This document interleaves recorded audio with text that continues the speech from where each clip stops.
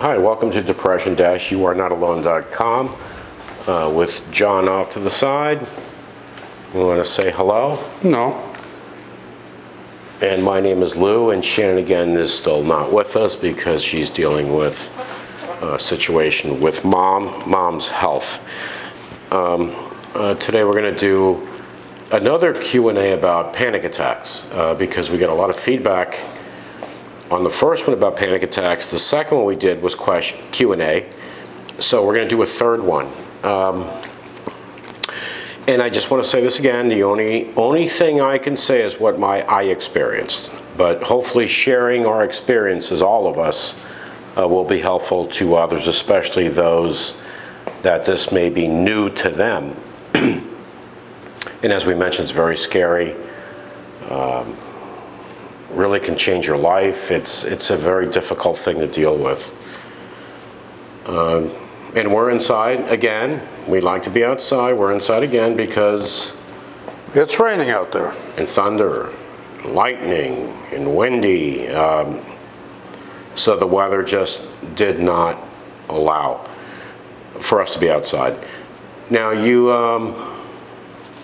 I don't even know these questions, so Well, you have them. Again, we're going to do the top four. We've had good feedback. People have gone, And what does it show? yeah, they've gone to the website. They've asked these questions. Right, but what does it show that panic attacks Are big, are big? basically. Yeah. But here's the first one. This is from CJ in Arkansas. Well, CJ could be anybody. Man, Well, that's what it says here. I mean, We don't know. they're not required to put their first names and all that information. Or any name if you don't want. Yeah, or any name, yeah. Or where you're from if you don't want to. Right. So when you discussed fighting panic attacks, can you be more specific?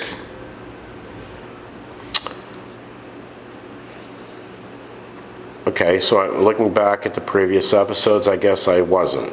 So that's a fair question. We talked about medication, things like that, how long it took to work, right? Mm-hmm. Okay, so that's a very fair question. All right, so in the beginning, when I had panic attacks, I mentioned I didn't know what they were. It was terrifying, all of that.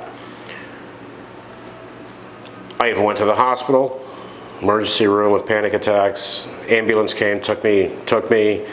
A second time it happened, and then I got on medication, went to a doctor, a psychiatrist, was prescribed medication. And then another medication daily, of course, and then medication for emergency use, which did work. The daily medication had to be adjusted because it wasn't working. That was adjusted, that was increased, another medication was added. I was still having massive panic attacks. So I wanted to distract my mind because I found myself, I was afraid to go outside. I remember talking to my mom and other people with my arms crossed because I was fighting a panic attack. I was short of breath. Couldn't get enough air in. My chest was tight. Vision blurry. Let's say blurry. Just not really blurry. It's hard to explain. I couldn't focus on something. So my eyes would wander because I couldn't focus on anything. So what I started to do was, again, this happens from experience. When you've had your first panic attack or your second panic attack, you're not really experienced. You don't know. I wasn't. I think most people aren't. I started to focus on other things. To me, a distraction, basically, from what's happening. Because when I started having a panic attack, it wasn't a full-blown panic attack yet. It was bad anxiety. It was anxiety, but to another degree. And then it could become a full-blown panic attack. I started to distract my mind, looking at other things. Walking, and when I say walking, I don't mean go for a 10-mile walk. I mean just walking around the yard. Anything to distract my mind, to look at the sky, to try to have positive thoughts, to look at the animals, look at the birds, look at the sky, anything to distract anything to get off of thinking, oh my God, I'm starting to have a panic attack. Anything positive. Think about anything different that I could. Does that make sense? Yeah. I mean, I'm saying it because I lived it, but I don't know if it makes sense to someone else. But it makes sense? Yeah, it makes sense, but it might not make sense to people who haven't lived it. Yeah, that's what I'm saying. To me, it makes sense because I lived it, but I don't know if it's making sense saying it. See, this is the best you can do is give an honest answer from your experiences. And some people will say, oh, I get it. Oh, yep, I get it. And some people will say, no, I need more. Music, I would listen to music. And again, this is in the beginning of this is going beyond regular anxiety. Knowing after some experience now that this could progress. And if I thought about it, yes, it's going to become a panic attack because I'm already in the beginning stages of it, so I know it's going to. So I want to do something different. Try something different. Thoughts. Visuals are very important. Don't you agree? In anything. Yep. In anything, right? Because if you're staring at a wall and you're a blank wall or a blank anything, your thoughts are of what you're going through right now. Exactly. Because there's nothing for you to focus on, right? Yeah. So your mind's not thinking of the wall, you're blank. You're looking at, your mind is blank, so it starts, the fear comes in, and that fear is terrible. And that fear, when you give into it, odds are it's going to be a bad result. So I tried to do that. Music. I had a harder time, like with TV, because I couldn't stand in front of the TV. If I was feeling anxious, if I left the TV, because I feel like I need to run away, I need to go somewhere. That's how I felt. So the music was helpful because I can take music with me anywhere and listen to music. And sometimes what would happen is I ended up not having that full-blown panic attack. Not always. Not always. But would I take 20 or 30% of not having a panic attack? 20 or 30% less chance of having a panic attack, or 40% less chance? Would I take that? Yes. I'd take 1%. 1%. Instead of having 10, if I had 9, I would do that. So whatever worked, and that distracting the mind. Talking to someone, even if they say, my mom would say to me, oh, you're having an attack. She knew because this was a giveaway. Me short of breath, my arms crossed. She said, and she would say, and your mom knows better than anybody, you don't look good. She knew things. But she would say too, you don't look good. Yeah. But then, and a lot of people that know you well, they see you, they see your eyes wandering, you're not focused. You can't focus on what they're saying because you're so focused on trying to, breathing exercises, as I'm sure many people know, or some people know, breathing in deep through your nose, holding your breath, and slowly exhaling through your mouth. That does work. I've had people say to me, I tried, it didn't work. Because it's not going to work 100% of the time. No. That's the thing. But if you find yourself, you know what, last month, without doing anything other than just my meds, I had 25 panic attacks. This month I'm doing other things on my own. I still have my medication, right? But I'm doing 20, a lot of different things on my own to distract myself. Now I only had 15. Will you take it? I would. I would. Yeah. I would. And then gradually over time, as you understand it, you start to come up with other ideas, things that work for you. Because what works for me doesn't mean it's going to work for everyone, and vice versa. We're all different people. That's why I'm saying I can only say what worked for me and what I experienced. I cannot tell people, this is what you got to do. Guaranteed it's going to work. It doesn't work that way. I will guarantee this, it'll work many times. I will not guarantee 100% because no one can. But Yeah. it's something other than just medication. You have another? Yeah, but before we go through that, a little legalese. We're not doctors. We Yeah, don't, not we a don't even doctor. play doctors on TV. Yeah, we're not doctors. Everything here is based on experience, but you need, if you have any of this, are going through this, you need to see a professional. Please. Pure and simple. Please get professional help. Do not suffer. Do not. And don't try to self-diagnose because... Don't do that either. You know. I had medications. I had my psychiatrist, before he became a psychiatrist, was a cardiologist. He was brilliant. Right. I was fortunate. I will admit that. I was fortunate by having a brilliant person working with me. So that, of course, that was very helpful. Okay, let's go move on to the next question. This is from Ray in Alabama. Can panic attacks lead to depression? Absolutely. Panic attacks and depression go hand in hand. Psychologists will tell you, psychiatrists will tell you, they'll tell you that. As a matter of fact, there are people that have panic attacks, and then fall into depression because it affects Yeah. your life in such a negative way. Or even vice versa, you get depression and panic attacks. Yeah, but panic attacks, oftentimes, if someone has panic attacks, well, this is how complex this is too, right? They may say, but I don't suffer from depression, but maybe they do. Mild depression, they don't even know. Well, that's the thing. A lot of times You don't even know. You can't tell. Now, I have severe clinical depression. Believe me, I knew. Believe me, I knew.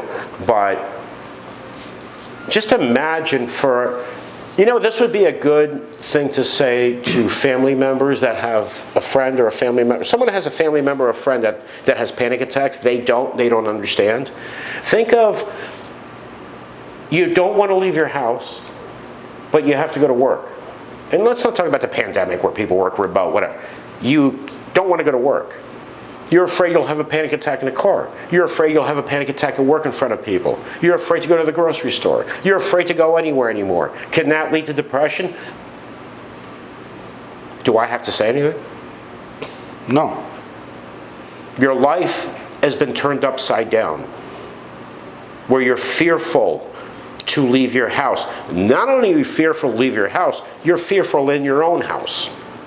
Because it can happen, and you don't know when. Exactly. It's horrible.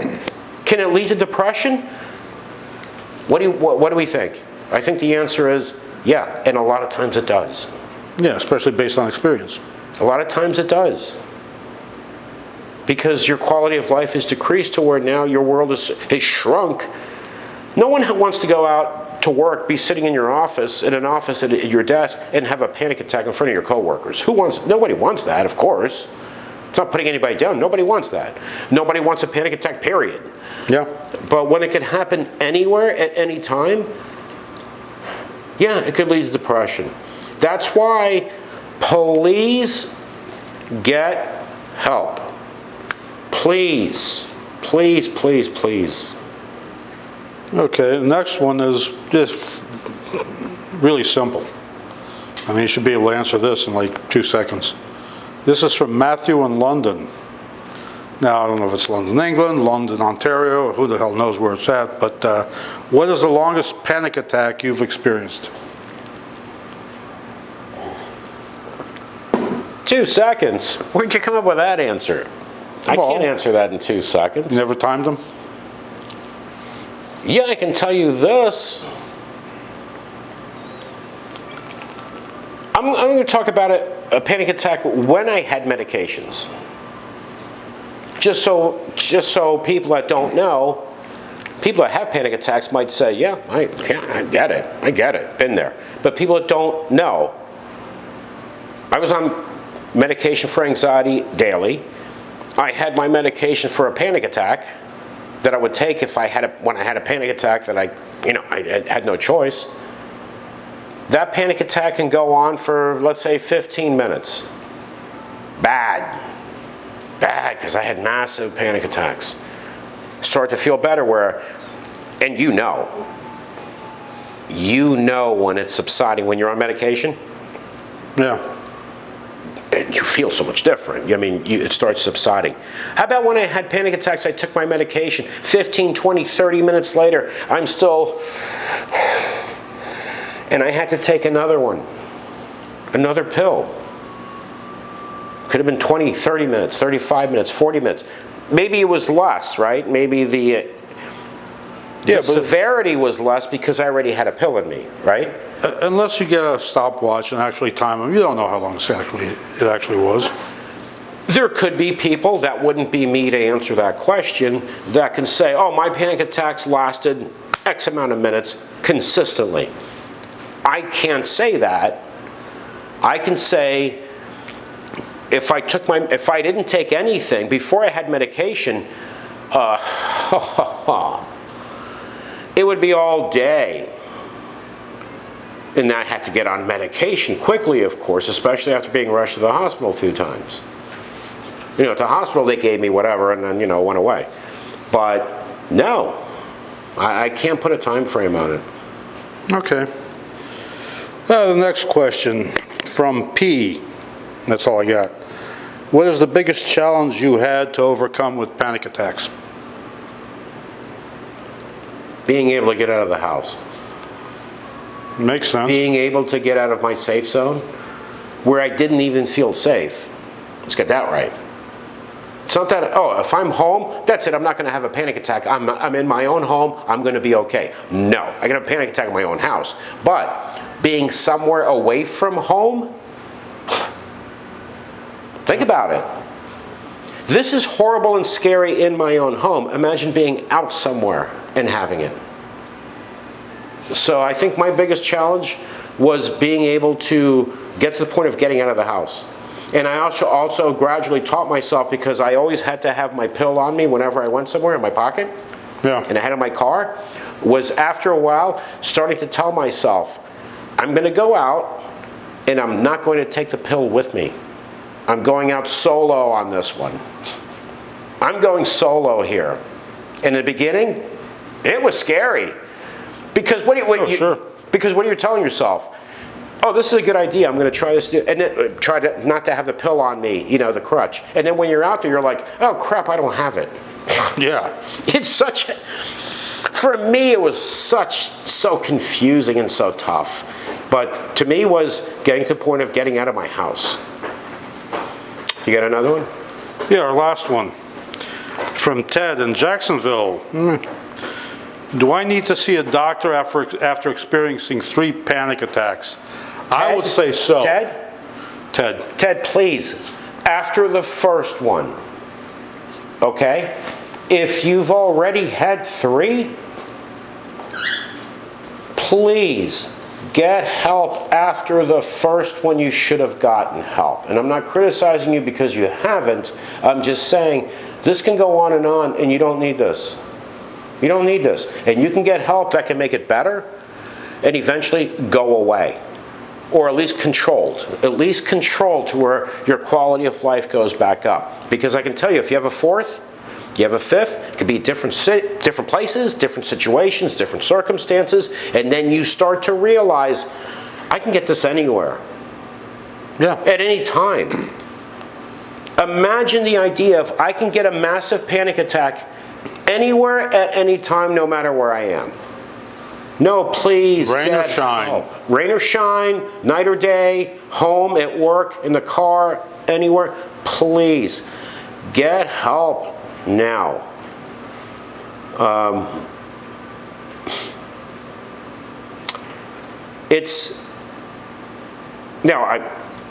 People have different degrees of panic attacks or whatever, understood.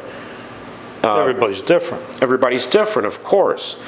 Some people under tremendous stress find themselves having panic attacks for the first time. Understood. The reason you're suffering isn't always relevant. The fact that you are is. Does that make sense? Yeah, that's the important thing, is that you are suffering, not the reason. The fact that you're suffering is what's important. The reason, that's why you go get help, to find out the reason. But because with panic attacks, There's no reason a lot of times. Mostly there's no reason.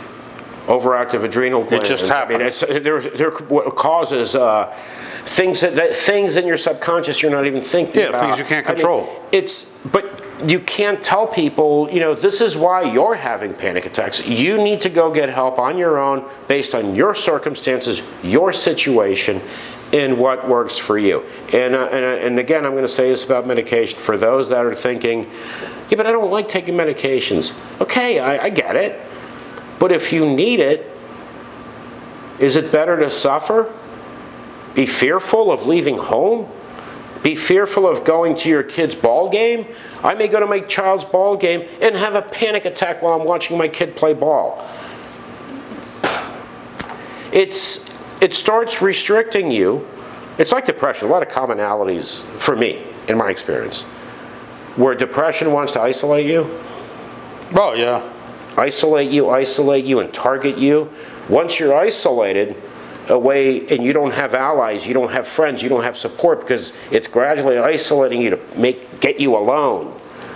Panic attacks can do the same thing. They did it for me, to where, okay, I'm not going to go out and hang out with my friends because I'm afraid if I go out with them, I might have a panic attack. Yeah, I'm not going to go here. I'm not going to go there. A lot of times when you become that afraid to have a panic attack, that's when you're going to get more. Yes, and it can actually become a routine of not going anywhere. Yeah. Not doing things anymore. Yeah. That's a problem with these mental illnesses, is it can become a routine. And none of it's simple. And getting to depression. People I've talked to over the years, oh, I have, or I've said, for example, man, you have a nice bike, nice bicycle. Why don't you ride it? I don't know. Yeah. Hey, I know you love music. We used to talk about music. Yeah, I don't really listen to it. I don't know why. I don't listen to music anymore. I don't know why. Because it took it from you. And a mental illness, a lot of these mental illnesses will take things from you. It's like I've always said, it's like a demon that's strategic. Speaking of music, I got another I just got another ukulele. I got to start playing it, or learn how to play it. Well, learn how to play it first before you start playing. Well, I've got better two yet, now. before you start playing it in front of me, make sure you learn how to play it. Yeah, Because then I might have a panic I attack. got to start playing my guitar, but first I got to restring it. Because if you start playing a ukulele in front of me and you don't know how to play it, I might have a panic I'll attack. be singing Tiptoe Through the Tulips. Then I'll definitely have a panic attack. And I don't have medication for him anymore, so please don't do that to me. I actually met Tiny Tim once, and boy, he was uglier in person than he's ever Oh, I was saw him on many TV. times at the post office. I had used to drinks see with him. Going to his P.O. box. Yeah, I had drinks with him at the restaurant.